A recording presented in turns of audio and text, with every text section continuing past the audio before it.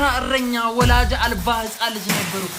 እንዴት አድርጎ ነው ዓለምን እንደዚህ በዚህ ደረጃ ኢንፍሉዌንስ ያደረገው? በታሪክ ውስጥ በዓለም አቀፍ ደረጃ አሁንም ድረስ ተጽዕኖ ያልደበዘዘ መሪዎችን የሚያስደምም የአመራር ጥበብ የማን እንደሆነ ያውቃሉ? ለምን ነው እንኳን ያደረሰ ያልከኝ? አሪፍ ነው ምንም አይልም። ለምን ነው እንኳን ያደረሰ ያልከው? መን አዋ ሙህደሰን ፈለይሰ ሚና አዲስን ነገር ያመጣ ይውላችሁ ተራ እረኛ ወላጅ አልባ ሕፃን ልጅ ነበርኩ። እንዴት አድርጎ ነው ዓለምን እንደዚህ በዚህ ደረጃ ኢንፍሉዌንስ ያደረገው? አዎ ማውራ ስለ ነብዩ መሐመድ ነው። አዎ ይውላችሁ ከእስልምና ውጪ ያለን ሰዎች የነብዩ መሐመድ ታሪክን ማወቅ አለብን ብዬ አምናለሁ። ለማወቅ ቁጭ ብለን ምንድነው ሁሌ ከዚህ ፊት የተነገረን ሰርዘና በንጹህ ልብ ሆነ በአዲስ ልብ በሚሉ ምንድነው ማን ነው ነብዩ መሐመድ የሚለው አብረን እስቲ ከታሪክ አንፃር ዛሬ መውሊድ አይደለ? የዛሬ 1456 ዓመት በመካ መንደሮች ውስጥ ነው የተወለደው። አባቱ ገና በልጅነቱ ነው ገና ከመረገዙ ነው የሞተው። እናቱም አልቆየችም፣ ትንሽ እንዳሳደገችው ነው የሞተችው። ታዲያ አያቱ ጋር ይደግ ተብሎ አያቱ እስከ 8 ምናምን ዓመቱ ቢያሳደጉትም አያቱ ሞቱ። ይታይ እንግዲህ ይሄ ልጅ የሚያሳልፈውን ስንት ሰው አጣ፣ ስንት ያሳደጉትን አጣ። አያቱም አልቆየም ሞተ። ከዛ ወደ አጎቱ አቡ ታሊብ ወደ ተባለው ወደ ክላኑ ወይም ደግሞ ወደ ጎሳው መሪ ወደ ነበረው አጎቱ ጋር ሄዶ ነው ያደገው። ዘመድ ቤት ማደግ እንግዲህ እረኛ ሆኖ ምንም ሆኖ ነው ያደገው። ነገር ግን ከልጅነቱ ጀምሮ እውነተኛ ይላችሁ አስምሩልኝ እሺ ሂዝ ቬሪ ትረስትወርዚ ቅጽል ስሙ ራሱ እውነተኛ ምናምን ነው እውነት ምናምን ነው የሚሉት። በቃ እውነተኛ ሰው ይሄ ማያዋሽ ሰው ነው። ገብቷችኋል? አመላችሁ የተከበረ ሰው ገና በወጣት በ21 ዓመቱ ትልቅ እንትን የሚሰጠው ክብር የሚሰጠው ልጅ ታማኙ አይናፋሩ ደግሞ ጥሩ ተናጋሪው ልጅ የነበረ በጣም ጸደይ የሚባል ስርዓት ያለው የሚባል ልጅ ነው። ታዲያ ከድጄ የተባለች ሴት ባሏ የሞተባት ሀብታም ሴት ተለቅ ያለች በእድሜ ተለቅ ያለች ሴት እሱን ነብዩ መሐመድን በእውነተኝነቱ ምክንያት ለስራ ለካራቫን ትሬድ ተቀጥረውና ያው ይግባባሉ ማለት ነው። ከዶ ጋር በጣም ከዶ ምርጥ ሚስት ነች ማለት ነው። ከዛ በኋላ 25 ዓመት በትዳር ቆይቷልና ከዶ በጣም ጸደይ ሚስት ማለት ነው። በቃ ሰፖርት ታደርገዋለች፣ ታምንበታለች። ብቻ ነብዩ መሐመድ ወደ 35 ዓመቱ አካባቢ ላይ አንዳንድ ምልክቶችን ያይጀምር። በተለይም ደግሞ ለብቻው በኬቭ ውስጥ የኬቭ ስም ነበር በእናታችሁ ብቻ ኬቭ ውስጥ በዋሻ ውስጥ ማለት ነው ከራሱ ጋር በሚነጋገርበት ሰዓት ላይ አንዳንድ እንትሎችን ያዳምጥ ጀመር። ለራሱም ግልጽ አልነበሩለትም። ነገር ግን ከጊዜ ወደ ጊዜ ቅዱስ ገብርኤል ወይም ደግሞ ጅብሪል ተብሎ ይታመናል፣ ተገልጾለታል። አንድ ሃይማኖት አላህን ብቻ መከተል እንዳለባቸው ለህዝቡ ለመካ ህዝብ እንዲናገር ወጥቶ ይነገረዋል ማለት ነው። በመካ መንደሮች ውስጥ ይናገር ኢቫንጀሊ ይሰብክ ነበረ።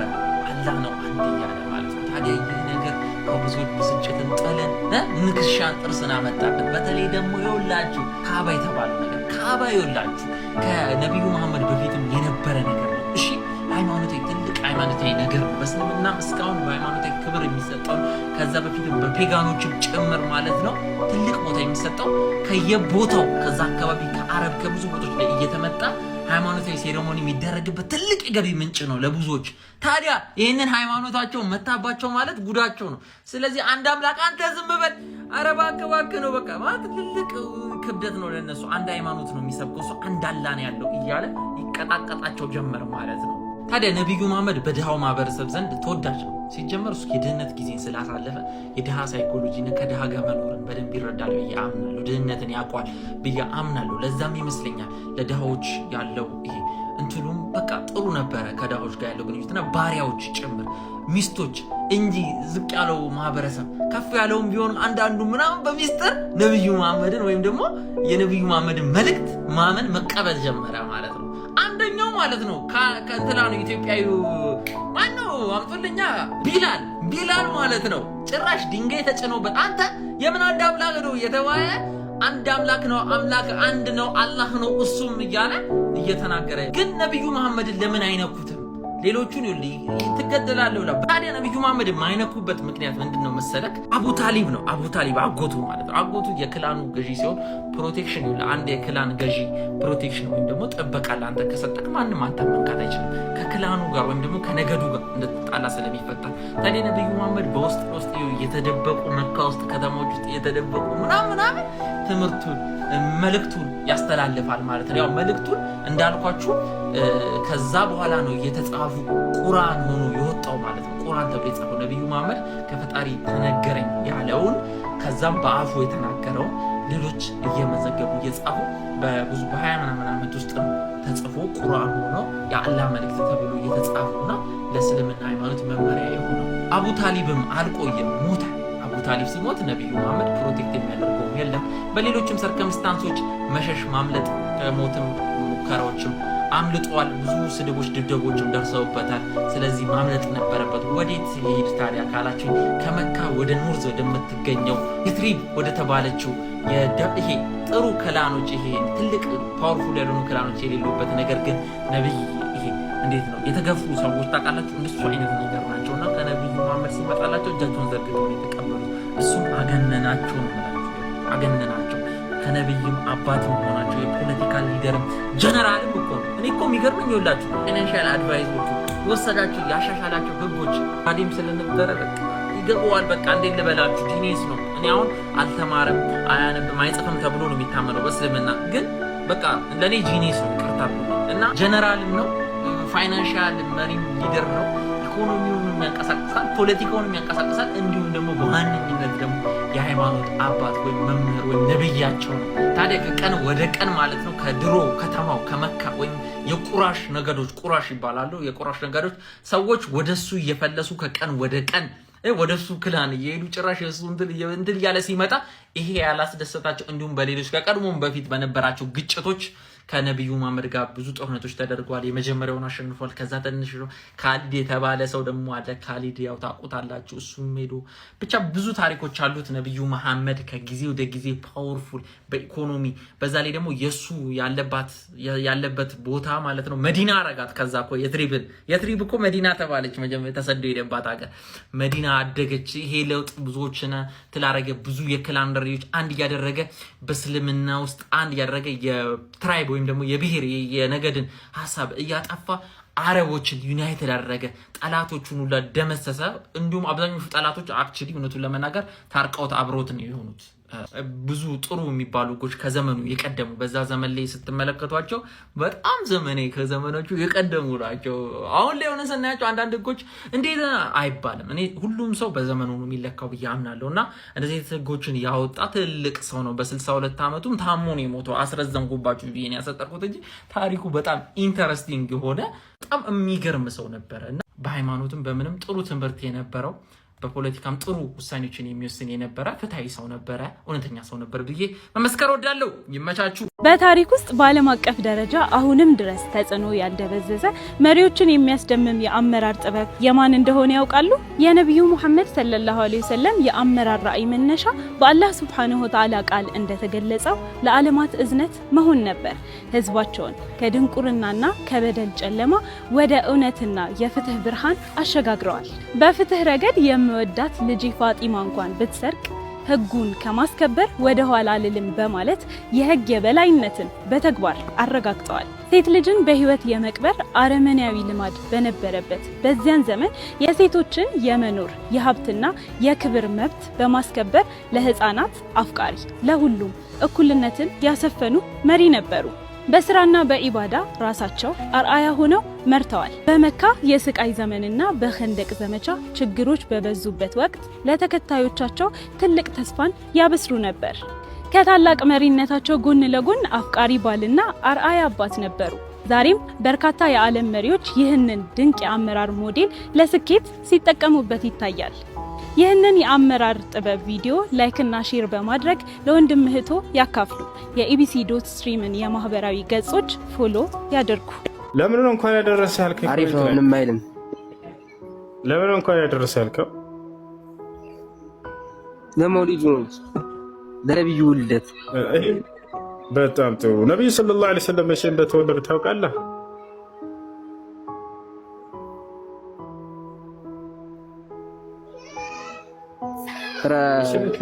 በረቢዑል አወል 12 ማስረጃ እስኪ ተፈተለ አንዴ ትልቁ ላይ ና ረቢዑል አወል 12ኛው ቀን እንደተወለዱ ከፈቷት አንዴ ማስረጃዋን 12ኛው ረቢዑል አወል ላይ እንደተወለዱ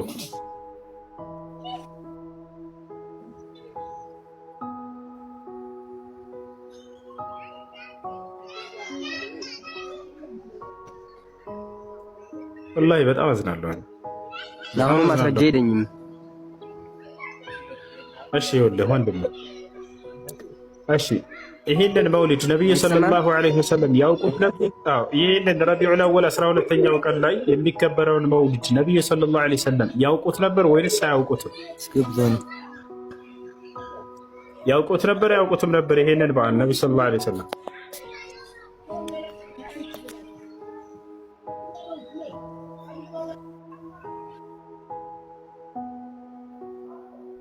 ሰምተኛል?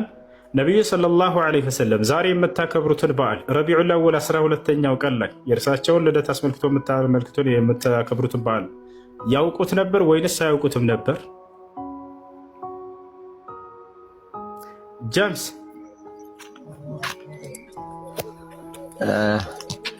እሺ፣ ሰኞ ቀን ይጾሙ ነበር ነብያችን ሰለላሁ ዐለይሂ ወሰለም። ሰኞን ረቢዑል አወል 12ኛው ቀን ላይ የሚከበረውን የመውሊድ በዓል ነብዩ ሰለላሁ ዐለይሂ ወሰለም የሚጾሙት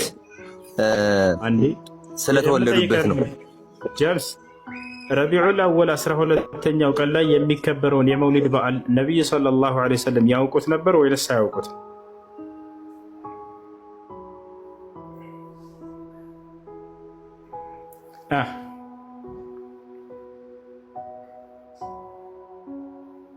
ጀምስ ሚወታ አንሳ እንጂ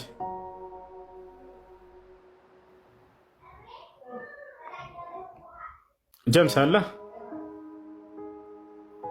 እሺ እሺ፣ ይሄን በዓል ነብዩ ሰለላሁ ዐለይሂ ወሰለም ረቢዑል አወል 12ኛው ቀን ላይ የሚከበረው የመውሊድ በዓል ያውቁት ነበር አያውቁትም?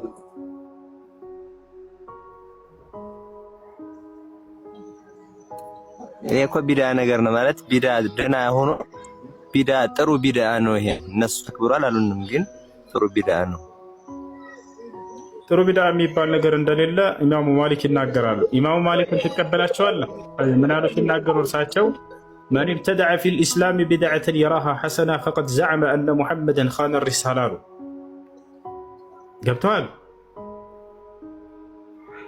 ወይንስ ልንገርህ? አሁን ምሳሌው ሁለተኛ ዛን ጁማ ቀን የለም ነበር። አዲስ ቢድዓ ነው ያነ። አሁን ምን እንዳልኩ ያነ ጥሩ ቢድዓ ነው። ምሳሌ አሁን ምን እንዳልኩ ገብቶሃል? ቃለ الإمام مالك رحمه الله تعالى من ابتدع في الإسلام بدعة يراها حسنة فقد زعم أن محمدا خان الرسالة.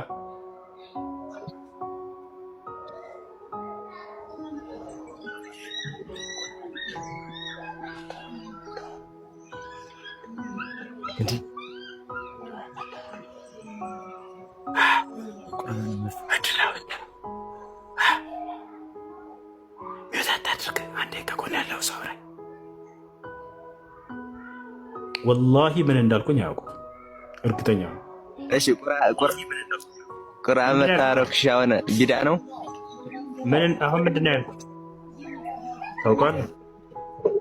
ጥሩ ቢድዓ ያልከውን እንጨርስ አንዴ፣ ስለ ቁርአን መታረክ እንመጣለን። አሁን ያልኩት ምንድን ነው? ኢማሙ ማሊክ ምን አሉ? ምን ይብተዳ። ለማንኛውም እኔ መውሊድ አክባሪ ነኝ። መውሊድ አክባሪ ነኝ። ለማንኛውም እኮ ነብዩ ሰለላሁ ዐለይሂ ወሰለም ያላቸው መውሊድ አከብራለሁ። ረሱል ሰለላሁ ዐለይሂ ወሰለም አዝናለሁ። ወላሂ አውቁትም የምለው አንተ አንድ አስተምሮ እንደማይቻል እየነገርኩት አታይም። ለማንኛውም እኔ መውሊድ አከብራለሁ ብሎ ገለጻ ሊያደርግ ጀመረ እኮ። ከዚህ በላይ ምን እናደርጋቸው? አላህ ሙስተዓን። ይሄ ትውልድ ጠፍቶ ማየት በጣም ያሳዝናል። ወላሂ ላዚም ቆም ብላችሁ አስቡ። ወላሂ ላዚም ቆም ብላችሁ አስቡ።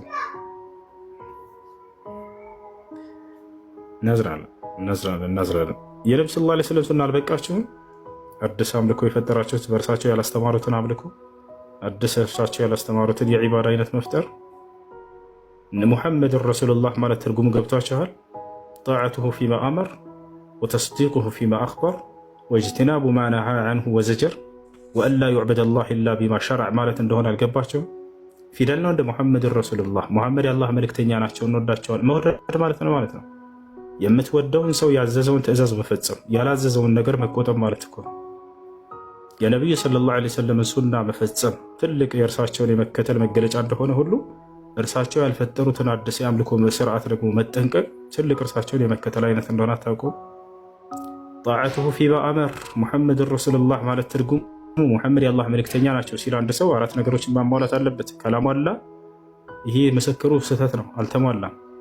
ጣዕቱሁ ፊማ አመር ማለት እርሱ ያዘዘውን መታዘዝ፣ ያላዘዘውን ትእዛዝ በራስህ አለመፍጠር። ወተስዲቁሁ ፊማ አኽበር እርሳቸው ስላለፈውና ስለሚመጣ የተናገሩትን ሁሉ አምኖ እውነት ነው ብሎ መቀበል። አንዱን እንኳን ከከድክ ስህተት ላይ ትወድቃለህ። ወጅቲናቡ ማ ነሃ ዐንሁ ወዘጀር እርሳቸው የከለከሉትንና ያወገዙትን ነገር ደግሞ መራቅ። ቢድዓን አስጠንቅቀዋል በግልጽ ወኢያኩም ወሙሕደሳቲል ኡሙር ፈኢነ ኩለ ሙሕደሰትን ቢድዓ ወኩለ ቢድዓትን ዶላላ ወኩለ ዶላለትን ፊናር። አደራችሁን አዲስ መጤ የአምልኮ ስርዓትን ቢድዓን ተጠንቀቁ ብለዋል። ያስጠነቅቁትን ነገር ማትረክ ከሆንክ በትክክል የእርሳቸውን መልእክተኛነት አልመሰከርክም። ወአላ ዩዕበደ ላህ ኢላ ቢማ ሸረዕ እርሳቸው በደነገጉት ድንጋጌ ካልሆነ በስተቀር ደግሞ አላህን ላንገዛ ነው። ስለዚህ አላህን የምንገዛው እርሳቸው ባስቀመጡት ድንጋጌ እንጂ ከራሳችን አይደለም ማለት ነው። እርሳቸው ያላስተማሩትን ያልደነገጉትን አዲስ የአምልኮ ስርዓት መውደድን በመደንገግ ወደ አላህ እቀራረባለሁ ብሎ ማሰብ ይህ በጣም ከባድ ነገር ነው። አይቻልም። ተጠንቀቁ። አደራ አደራ አደራ። ኩሉ ዒባዳ ለም የተዓበድ ቢሃ ነቢዩ ሰለላሁ ዐለይሂ ወሰለም ወሰሓባ ሪድዋኑላሂ ዐለይሂም ፈሂየ ቢድዓ ፈብተዒዱ ዐንሃ ወፈሩ ሚንሃ ፍራረኩም ሚነል አሰድ ወኢላ ሰተቀዑነ ፊማ ሐዘረ ፊህ ነቢዩ ዐለይሂ ሰላቱ ወሰላም ወኢያኩም ወሙሕደሳቲል ኡሙር ፈኢነ ኩለ ሙሕደሰትን ቢድዓ ወኩለ ቢድዓትን ዶላላ ወኩለ ዶላለትን ፊናር። አሰላሙ አለይኩም ወረሕመቱላሂ ወበረካቱ። ረሱል ሰለላሁ ዐለይሂ ወሰለም የዛሬውን በዓል በተመለከተ ይሁን ሌላ ተጨማሪ ከረሱል ሰለላሁ ዐለይሂ ወሰለም ያልሰሩትን ስራ ጨምሮ በመስራት ሁኔታ ላይ በተመለከተ እንዲህ በሚል አስቀመጡ። ኩሉ ቢድዓቲን ደላል ረሱል ያልሰሩትን ስራ መስራት ወደ ጥመት ይወስደናል፣ ጥመት ደግሞ ወደ አዛብ ይወስዳል በሚል ተናገሩ ረሱል ሰለላሁ ዐለይሂ ወሰለም። በሌላ ቦታ ደግሞ በሚል ተናገሩ። መን አዋ ሙህደሰን ፈለይሰ ሚና አዲስን ነገር ያመጣ ዲነል ኢስላም ላይ አዲስን ነገር የጨመረ ወይም የቀነሰ ከረሱል ሰለላሁ ትእዛዝ ሌላ ፈለይሰ ሚና ከእኛ አይደለም ብሎ ረሱል ሰለላሁ ዐለይሂ ወሰለም አስቀመጡ። ወማ ነሃኩም አንሁ እንደውም በሚገባ ቋንቋሹ ወማ ነሃኩም አንሁ የከለከልኳችሁን ተከልከሉ አሉ፣ ያዘዝኳችሁን ደግሞ ታዘዙ አሉ። በሌላ ቦታ ደግሞ አስቀምጠው እንደገና ረሱል ሰለላሁ ዐለይሂ ወሰለም የተናገሩትን ስማ። አልሐራሙን በይኑን ግልጽ ነው አሉ። ግልጽ አስቀምጠውታል። ሐራም የሆኑ ነገራቶች መሰራት የሌለባቸውን ነገራቶች ሁሉ ግልጽ አድርጌ አስቀምጫለሁ አሉ። ወልሐላሉን ሐላል የሆኑ ደግሞ የተፈቀዱ መሰራት ያለባቸውን ነገራቶች፣ ሁኔታዎች፣ ክንዋኔዎች ሁሉ ግልጽ አድርጌ አስቀምጫለሁ ብለው ተናገሩ። በእነኚህ መሃል ላይ ግን ሙሽተባህ የሆኑ ነገሮች አሉ አሉ ተመሳሳይ የሚመሳሰሉ እንደው ረሱል ሰለላሁ ዐለይሂ ወሰለም ሰርተውታልና ለምሳሌ ሱብሃንአላህ 33 ጊዜ፣ አልহামዱሊላህ 33 ጊዜ፣ አላሁ አክበር 33 ጊዜ ነው የሚባለው አይደለም። እንደው በነሻጣ ጨምሬ ቢልስ ብሎ 33ቱን ወደ 50 ቢያደርገው እንደው አዝረገኛለሁ ብሎ ይቻላል? አይቻልም፣ አይቻልም፣ ክልክል ነው። ምን በሚል ያስቀመጡ? እኔ ካዘዝኩት ሌላ የጨመረም የቀነሰም ፈለይሰ ሚና ከኛ አይደለም ሩቁ አላለ አላሁ ሱብሓነሁ ወተዓላ በቁርአኑ ላይ ፈልየፍረሁ ያለው እኮ ይደሰቱ። ረሱል ሰለላሁ ዐለይሂ ወሰለም ወደ እናንተ በመላኬ ተደሰቱ ብሎ ያለው በምንድን ነው? ያኔ ሰው ጥመት ላይ ነበረ፣ ሽርክ ላይ ነበረ፣ ኩፍር ላይ ነበረ፣ መጠጥ ላይ ነበረ፣ ዚና ላይ ነበረ። ሰውን ልጆቻቸውን ከነ ህይወታቸው በመቅበር ላይ ነበሩ።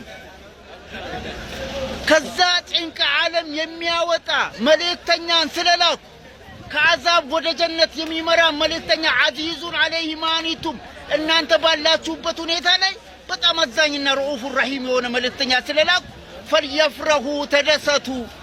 ከአዛብ መውጣት ከአዛብ ወደ ጀነት መመራት አያስደስትም እንዴ? እንጂ በአመት አንድ ተሰብስቡና ጨፍሩና ተደሰቱ ብሎ በቁርአን ላይ ገለጸዋል፣ በሐዲስ ላይ ገለጸዋል። እሺ ረሱል ሰለላሁ ዐለይሂ ወሰለም በራሳቸው በኖሩበት ዘመን ከሰሃቦቻቸው ጋር ተሰብስበው ጨፍሯሉ። አንድ ቀን የውልደት በዓላቸውን ምክንያት በማድረግ የጨፈሩበት ቀን አለ ካለ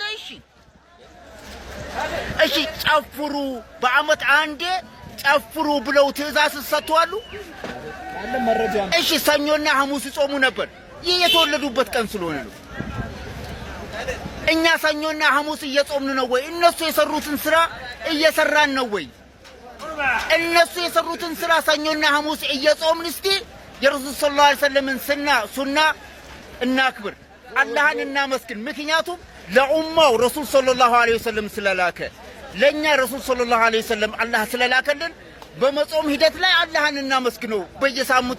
በየሳምንቱ ሰኞና ሐሙስ እንጾም እስኪ። አንዴ የሆነ መውሊድ ሄድኩና ይቃማል ጫት፣ ከዛው አዛን ይባላል ከሆነ መስጂድ አላሁ አክበር ተብሎ አዛን ይባላል። ሰላት ሰዓት ላይ ምን እንደሚደረግ ታውቃላችሁ? ሰላት እኮ አይሰገድም። እጅ ለእጅ እያያዙና ሰላት ይባባላል። ከዛ በኋላ በቃ ሰገድ ነው። አስተግፍሩላህ ወላፋይት ሰገዱ እኮ እነሱ። ጎንበስ የለም ቀና የለም ውዱ የለም። ልክ እንደርዝነልሱ አንተ በአመት አጨብጭበህ እነሱ በየቀኑ ሌሊት ይሰግዱ ነበር። ሳትሰግድ እነሱ ሰኞና ሐሙስ ይጾሙ ነበር። ሳትጾም የእነሱን ስራ ክንዋኔ ሳትታዘዝ በአመት አጨብጭበህ ጨፍር አላሁመ ሰለ የእነሱ ሙሀባ ተወጣ። ማንን ልሸውድ? አላህን ልሸውድ ነው? እነሱ ያሰሩትን ስራ ሰርተ በአመት አጨብጭበህ አላህን ልሸውድ ነው? አይሸወድም። ያዘዝኳችሁን ታዘዙ፣ የከለከልኳችሁን ተከልከሉ እያሉ እያዘዙ እንደገና የእነሱን ትእዛዝ መጣስ ይህ ተገቢ አይደለም። ምን በሚል ገለጹ? እንደውም ላተጥሩኒ ከማ አጥረርቱም ነሳር፣ እኔን ከፍ ከፍ አታድርጉኝ። ነሳራዎች ኢየሱስን ከፍ ከፍ አደረጉትና ተገዙት አሉ። በሌላ ቦታ እንደገና ሐዲሱን ሲገልጹ የመጨረሻው ዘመን የውመል ቂያማ አካባቢ ላይ ቴክኖሎጂ የመጨረሻው ጥግ አካባቢ ላይ እስልምና 70 ምናምን ቦታ ይከፋፈላል። ይሁዳም እንደዛው ይከፋፈላል። ነሳራም እንደዛው ይከፋፈላል። እስልምና 70 ምናምን ቦታ ይከፋፈላል አሉ። አይተናል። አህባሽ አለ እስላም ውስጥ፣ ሺያ አለ፣ ሌላ ልዩ እስከ 10 እስከ 9 እስከ 8 አይነቶች አሉ በአሁኑ ዘመን ላይ ማለት ነው። ገና 60 ላይ አልደረስንም። መውሊድ አለ። ከነዚህ 70 ምናምን ተከታይ ከሆኑ ሰዎች ሃይማኖት ክፍልፋዮች ውስጥ እኔንና አላህን የታዘዘ ባዘዝኩት የታዘዘ በከለከልኩት የተከለከለ ብቻ ጀነትን ይገባል። ከዛ ውጭ 70 ምናምኑም የአዛብ ነው ብሎ የተናገሩበት ሁኔታ ስላለ እኛ ከየትኛዎቹ ነን? ከሐዲስና ከቁርአን ካዘዙት ውስጥ ነን ወይስ ካላዘዙት ውስጥ ነን በሚል ራሳችንን እንጠይቅ። በሌላ ቦታ የሚገልጽላችሁ ነገር ቢኖር ቁርአን ላይ በአመት 2 ኢድ እንዳለ ነው የሚገልጸው። 2 ኢድ፣ ኢደል አድሃና ኢደል ፍጥር። አንተ የረሱል ሰለላሁ ዐለይሂ ወሰለም የውልደት በዓል ብለህ ሶስተኛ አምጥተህ የሰየምከው ከየት አምጥተህ ነው? ቁርአን ላይ ያልተገለጸ የረሱል ሰለላሁ ዐለይሂ ወሰለም የውልደት በዓል ብለህ የገለጽከው ከየት አምጥተህ ነው? አንተ እስላም ነህ ወይስ የእስልምናን ህግ የሚሸረሽር የምታፈርስ ሰው ነህ? ስለዚህ መውሊድ አይቻልም፣ ክልክል ነው። ተመለሱ። ወሰላሙ አለይኩም ወራህመቱላሂ ወበረካቱ።